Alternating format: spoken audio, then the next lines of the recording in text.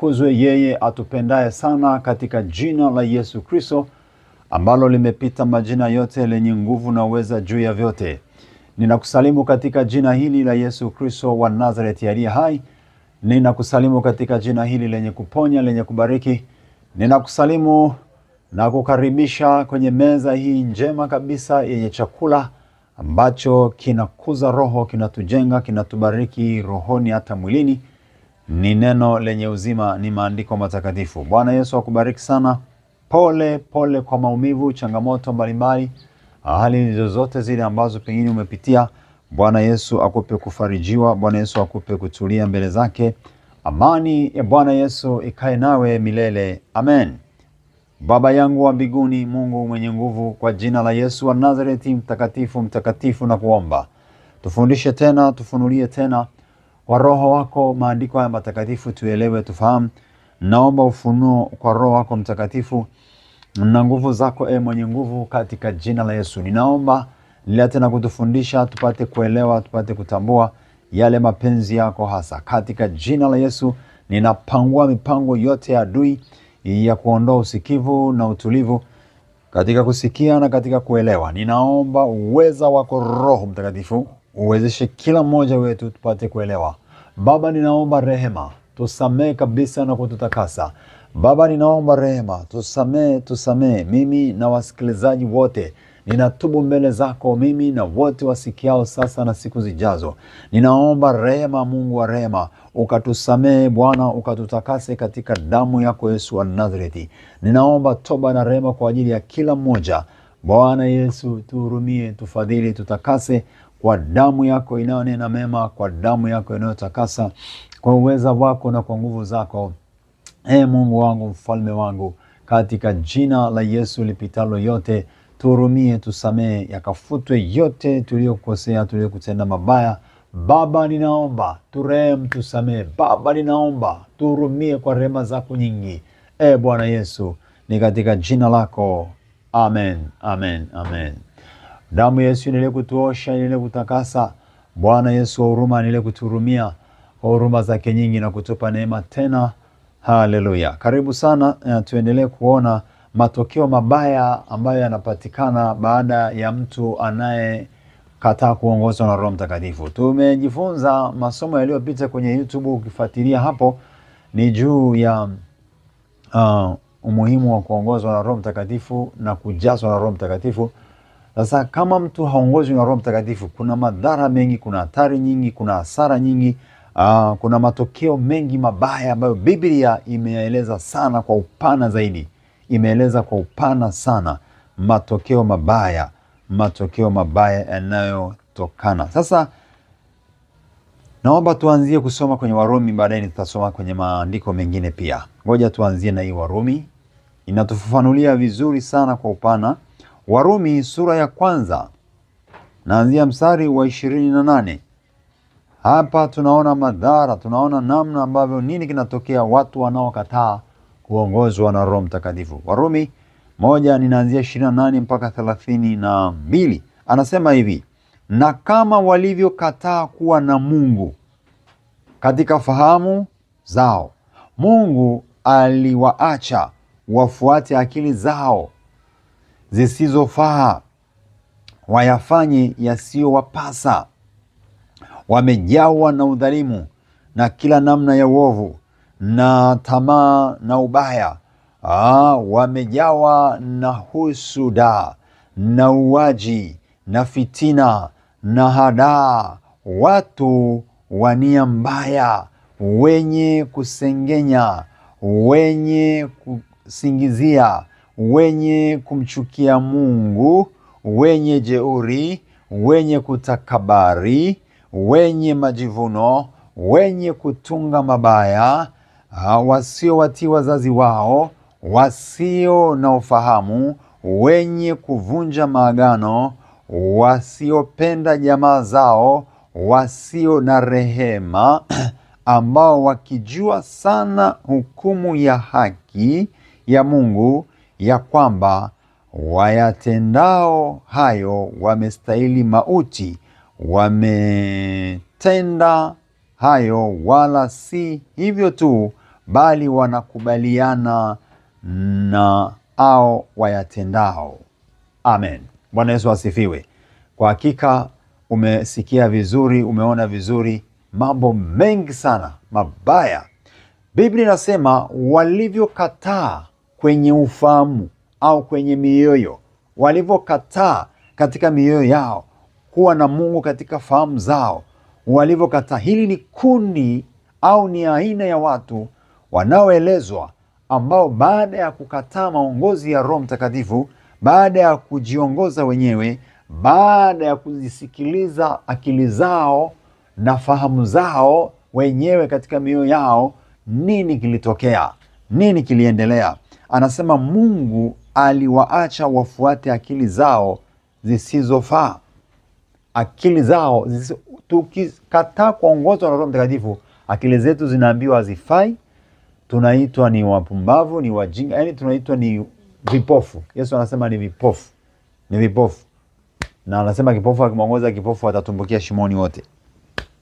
Tusipokuwa na Roho Mtakatifu, hasara ni hizo. Tunaambiwa akili zisizofaa, wanaitwa ni watu wenye akili ambazo hazifai. Kwa nini hazifai? Kwa sababu zimekosa muumbaji, zimekosa yule mwenye kuziongoza, yule mwenye kuziendesha. Akili zinatakiwa kuendeshwa, mawazo yetu yanatakiwa kuendeshwa. Kiongozi, dereva ni Roho Mtakatifu. Bwana Yesu ndiye mchungaji. Bwana ndiye mchungaji wangu, sitapungukiwa na kitu. Hivyo mtu akimkosa mchungaji mkuu wa kondoo Yesu, amepungukiwa na vyote, hana kitu kabisa. Yani hana kitu kabisa, ni masikini wa kutupu, yani ni hovyo kabisa, hakuna lolote. Haleluya. Anasema Mungu akawaacha wakafuata akili zao, ambazo hizo akili zinaitwa ni akili zisizofaa. Ni akili zisizofaa, kumkosa Roho Mtakatifu, kumkosa Mungu. Hapo unapata akili ambazo hazifai. Anasema wakafanya yasiyowapasa, wakafanya ambayo hawakutakiwa wafanye, wakafanya vitu ambavyo hawakutakiwa wavifanye, wakavifanya. Kwa nini? Wamemkosa ambaye aliwaongoza nini cha kufanya, wakaenda nje ya mapenzi ya Mungu. Wamejawa na udhalimu wa kila namna, uovu na tamaa na ubaya. Wamejawa na husuda, uuaji, fitina, hadaa, wivu, kiburi, jeuri, watukanaji, wasingiziaji, wachonganishi. Yani ndizo hasara zenyewe hizo, ndio madhara yenyewe hayo, ndio uharibifu wenyewe, matokeo mabaya ndio hayo. Anasema hata wazazi wao hawawatii hata wazazi, kwa sababu mtu akikosa neno la Mungu, kinachomwongoza ni adui tu. Kwa hiyo hata kutukana wazazi, kuwadharau wazazi, kwake ni sawa tu, kwa sababu hana ambaye anamwongoza. Roho Mtakatifu anatupa kuwa na heshima na adabu na utii na unyenyekevu na tabia njema na mwelekeo mzuri. Roho Mtakatifu anatupatia hayo. Bwana Yesu asifiwe. Kwa hiyo ukimkosa Roho Mtakatifu, maisha yetu, maisha yako yatakuwa mabaya kabisa, na matokeo ni mabaya kabisa. Ndio hayo ya kuwa na fitina, kuwa watu wa hadaa, watu walio na mabaya, wasengenyaji, watu wenye jeuri. Ni jeuri tupu itaendelea. Wenye kutakabari ni kutakabari tupu kutaendelea. Wasio watii wazazi wao, wasio na ufahamu, hawana ufahamu wa rohoni. Ufahamu wenyewe unaambiwa haupo. Yani wanaitwa ni watu wasio na fahamu.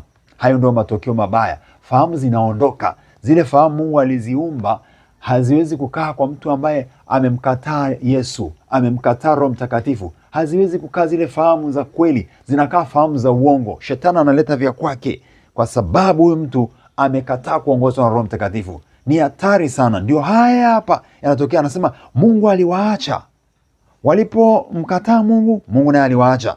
Kwenye Agano la Kale Mungu aliwaambia Waisraeli, anawaambia Musa, anawaambia kina Yoshua, anasema mkiniacha nitawaacha, mkinirudia nitawarudia. Sasa Mungu anapowaacha, alipowaacha Waisraeli, walipigwa, walichakazwa, yani waliharibiwa mno na mataifa mengine au na maadui zao. Ukimwacha Roho Mtakatifu utapigwa. Ukimwacha Yesu utapigwa. Ukimkosa mwongozaji utatumbukia shimoni. Haleluya, atusaidie Yesu, kwa sababu bila Roho Mtakatifu hatuna macho. Haya, tuendelee. Anasema wana kila namna ya uovu. Anasema wamejawa na udhalimu wa kila namna. Mstari wa 29, wamejawa na uovu wa kila namna na ubaya, wamejawa na husuda, fitina na uwaji. Ni watu wa uwaji, kwa sababu unaona sasa hivi watu wengine kuua kwenye maisha tunayoishi, yani kuua ni anaonechukua ni kawaida kabisa.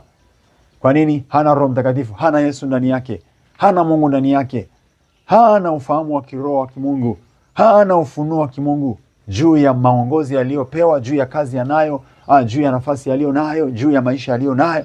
Anaishi tu basi anapotea. Anasema wamejawa na udhalimu.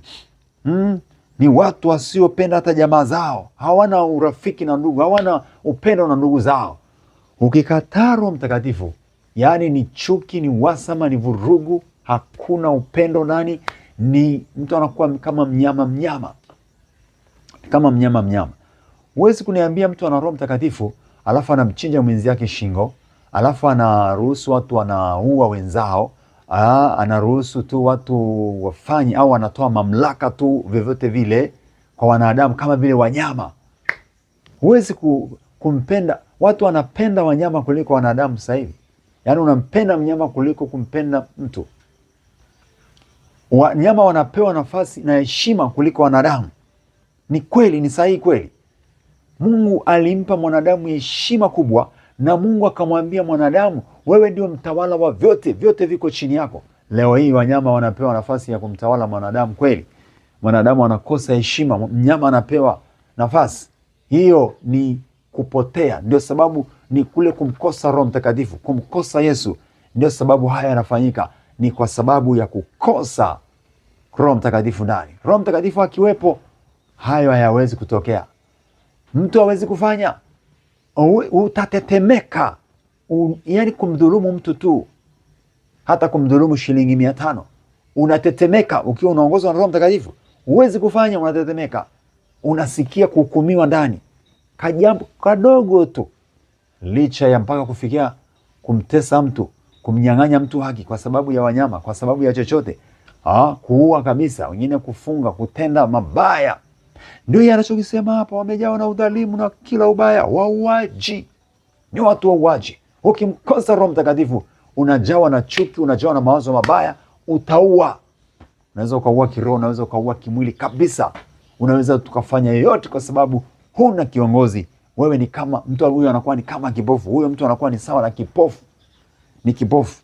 Hajui afanyalo, hajui.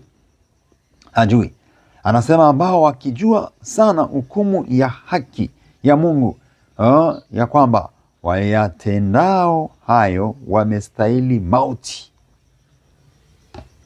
Mauti. Kumkosa Roho Mtakatifu, nia ya mwili, Biblia inasema katika hii Warumi ni mauti. Anasema katika Wakorintho pia ni mauti. Anasema katika Wagalatia pia ni mauti. Nia ya mwili ni mauti, ni uharibifu, ni uovu. Nia ya mwili. Mwili hauna nia njema. Twende tuone tena mahali pengine, nisome tena mahali pengine.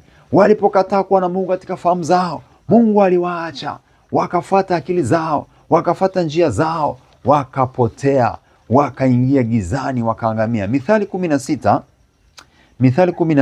nisome mstari wa 2, niende mpaka wa 5, alafu nitasoma na ule wa 9. Mithali 16 mstari wa 2 nasema, njia zote za mtu ni safi machoni pake mwenyewe. Njia zote za mtu. Bali, akisema bali, maana yake sasa hapo kuna kitu kingine kinachotakiwa cha ziada, cha tofauti, kikubwa zaidi, kizuri zaidi. Bali Bwana huzipima roho za watu. Bali Bwana huzipima roho za watu. Kwa hiyo njia zetu wenyewe sio sahihi na haziwezi kuwa sahihi, na Mungu ndiye huthibitisha. Angalia mstari wa 3, mkabidhi Bwana kazi zako na mawazo yako yatathibitika. Tukimkabidhi Bwana, kumbuka na kule tulikosoma kwenye Warumi sasa, na ilinganisha na hii pia, kwamba tukimkabidhi Bwana, wale wa kumkabidhi Bwana walijikabidhi wenyewe, walijiendesha wenyewe, walijipeleka wenyewe, walijiongoza wenyewe, walijisimamia wenyewe. Hiyo ni hatari kubwa. Ndipo tunaambiwa sisi tumkabidhi Bwana kazi zetu na mawazo yetu yatathibitika. Tumkabidhi kazi tunazofanya, kazi unayofanya, manake tumkabidhi maisha yote. Na ndipo anasema mawazo yetu yatathibitika. Tutapata mawazo safi. Nje ya hapo ni mawazo mabaya ya uwaji, ya unafiki, uchonganishi, chuki, vurugu, fitina, usinginyaji. Mabaya yote yanaingia hapo, kwa sababu mawazo si hajakabidhiwa kwa Bwana, na njia za mtu zinakuwa safi machoni pake mwenyewe. Sasa Bwana anakuja kupima, alafu zinaonekana hazifai. Anasema mstari wa 4, Bwana amefanya kila kitu kwa kusudi lake, naam, hata wabaya kwa siku ya ubaya. Kwa hiyo hata na wenyewe hao wametengenezewa mahali pao, kwamba wakiendelea na maisha ya ubaya, basi hata siku yao ya ubaya imetengenezwa. Naam, hata wabaya kwa siku ya ubaya. Wabaya kwa siku ya ubaya, wema kwa siku ya wema, wazuri kwa siku ya uzuri, watakatifu katika siku ya utakatifu, na waovu katika siku ya uovu na mateso na maangamizo. Haya, mstari wa 5, kila mwenye moyo wa kiburi ni chukizo kwa Bwana, hakika hatakosa adhabu. Hatakosa adhabu. Hiyo ndio hasara, hayo ndio matokeo mabaya, kwamba aliyekataa kuongozwa na Yesu, anayekataa kuongozwa na Roho Mtakatifu, anajiongoza mwenyewe, anajitumikisha, anajipeleka mwenyewe. Biblia inasema huyu ni mtu anaitwa ana kiburi, na kama ana kiburi, moyo wake umejaa kiburi, Biblia inasema huyu mtu ni chukizo kwa Bwana. Ni chukizo, namba 1. Alafu namba 2, hakika hatakosa adhabu. Adhabu inamuhusu, adhabu inamuhusu, adhabu kali, adhabu mbaya inamuhusu, adhabu mbaya inamuhusu. Na pia mtu anaitwa ni chukizo kwa Bwana, asiongozwa na Roho Mtakatifu. Madhara au matokeo mabaya ni kuitwa ni chukizo kwa Bwana. Sasa ukiitwa chukizo kwa Bwana ni kitu kibaya sana, ni mbaya, ni hatari kubwa. Chukizo kwa Bwana, yaani mbele Mungu, Mungu anakuona wewe ni chukizo. Hasira ya Mungu itawaka kwa mtu wa namna hii. Ni bora mtu ageuke mapema sasa, wakati neema hii bado ingalipo. Kama ni wewe, basi geuka, mgeukie Bwana, tumgeukie Bwana. Kabidhi Bwana njia zako na mawazo yatathibitika.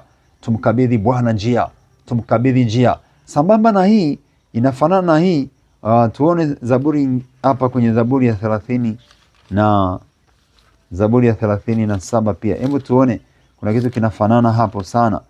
Zaburi ya 37 mstari wa 5, 37 mstari wa 5.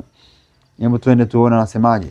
Zaburi ya 37 mstari wa 5 nasema, mkabidhi Bwana njia yako, pia umtumaini, naye atafanya. Ataitokeza haki yako kama nuru, na hukumu yako kama adhuhuri. Ukae kimya mbele za Bwana, nawe umngojee kwa saburi. Usimkasirikie afanikiwaye katika njia yake, wala mtu afanyaye hila. Ukomeshe hasira, uache ghadhabu, usikasirike, mwisho wake ni kutenda mabaya. Usikasirike, mwisho wake ni kutenda mabaya. Mstari wa 9, maana watenda mabaya wataharibiwa. Watenda mabaya wataharibiwa, bali wamngojao Bwana ndio watakao irithi nchi. Bali wamngojao Bwana, wanaomngoja Bwana maanake wanaongozwa na Bwana, wako kwenye neno la Bwana, wako kwenye mapenzi ya Bwana, wako kwenye sheria ya Bwana. Hawa tunaambiwa watarithi, watapewa kurithi. Ukomeshe hasira, usikasirike, mwisho wake ni mabaya.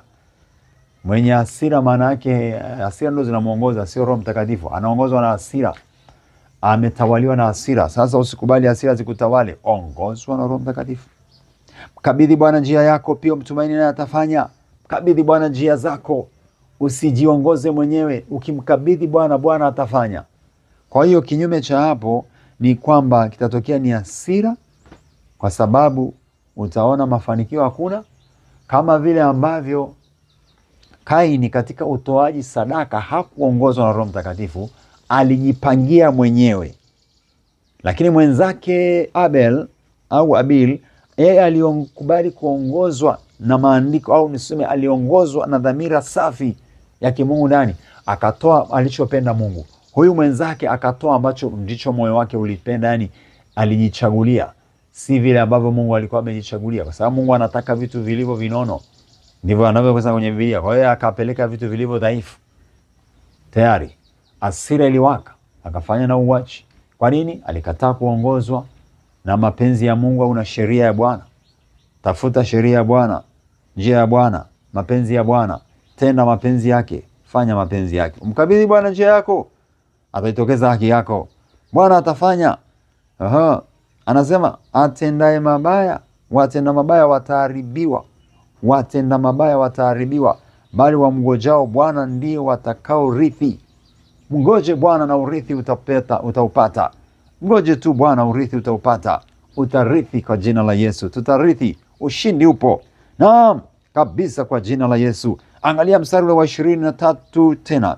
Zaburi ya 37 mstari wa 23 na 24. Hatua za mtu zaimarishwa na Bwana, naye aipenda njia yake. Hajapojikwaa hata anguka chini. Bwana humshika mkono na kumtegemeza. Bwana humshika mkono na kumtegemeza, na kumtegemeza, na kumtegemeza. Bwana umtegemeza. Hatua za mtu zaimarishwa na Bwana, naye aipenda njia yake. Hatua zetu ni maisha. Hatua za mtu ni hatua za maisha.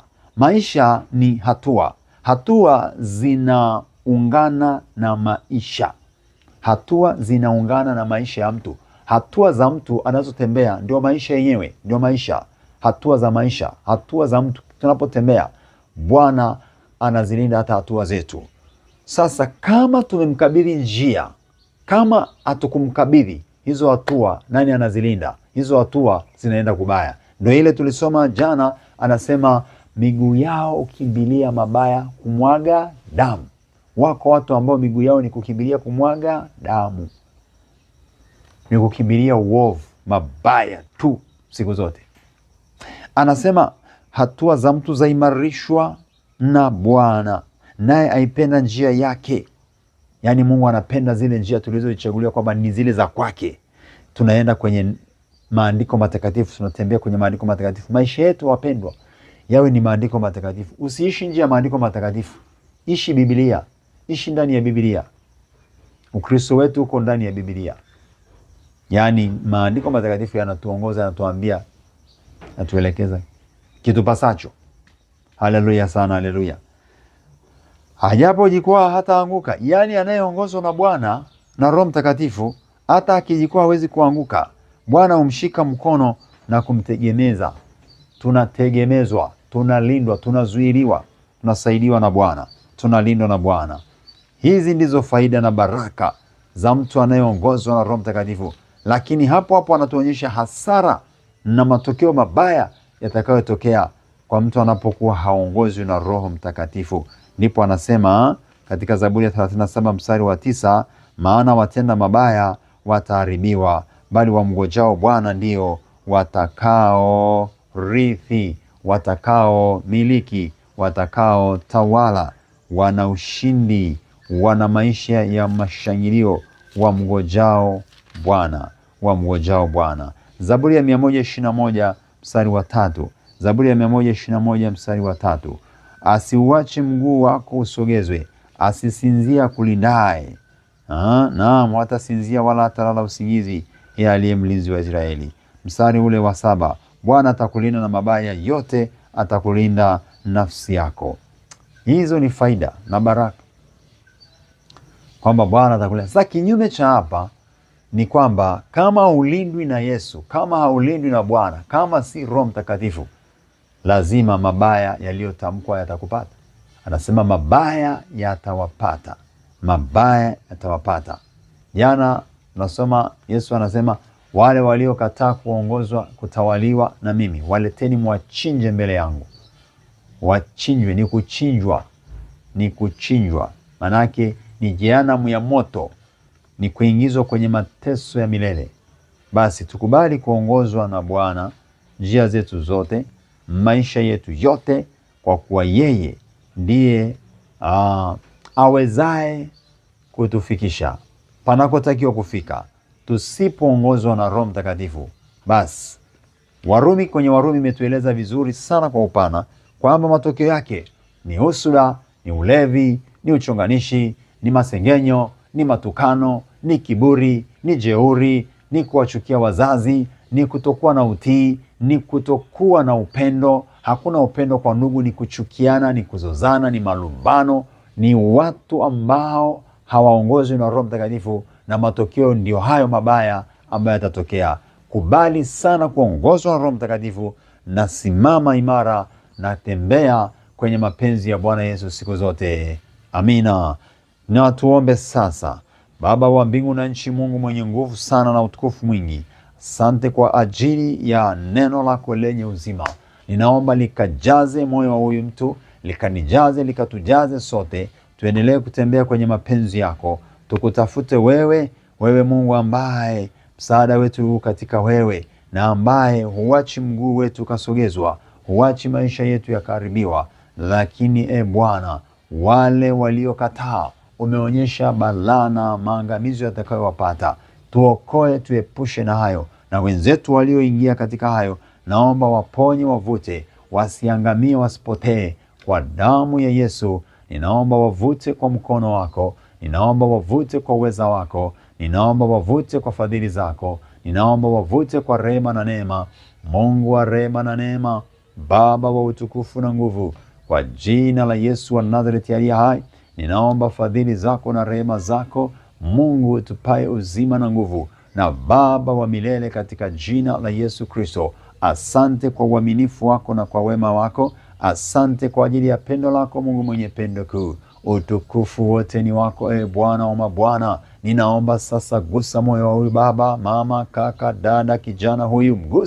Mguse Bwana, moyo wake usiwe na kiburi, mioyo yetu isiwe na kiburi. Tunakataa kiburi. Sema nakataa kiburi, mpendwa. Omba. Sema nakataa kiburi kwa jina la Yesu. Kataa kiburi ndani yako. Kataa kujiongoza mwenyewe. Mwambie Roho Mtakatifu, naomba niongoze wewe. Bwana, tunakataa kiburi na ninapinga mipango hiyo ya kishetani ya kiburi na jeuri na kujiona kwamba tunafaa wenyewe, tunaweza wenyewe. Tusaidie Bwana, tusiende kwa kanuni hiyo ya giza ya adui.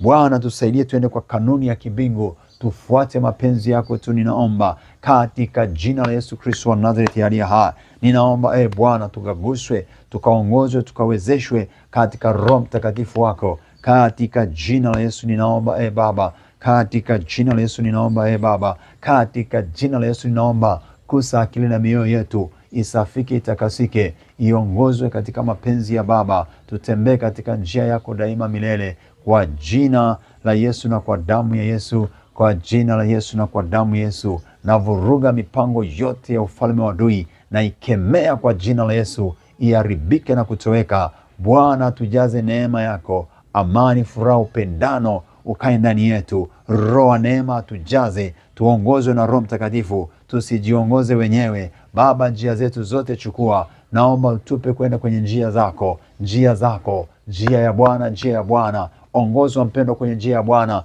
Nguvu ya Roho Mtakatifu kusaidie.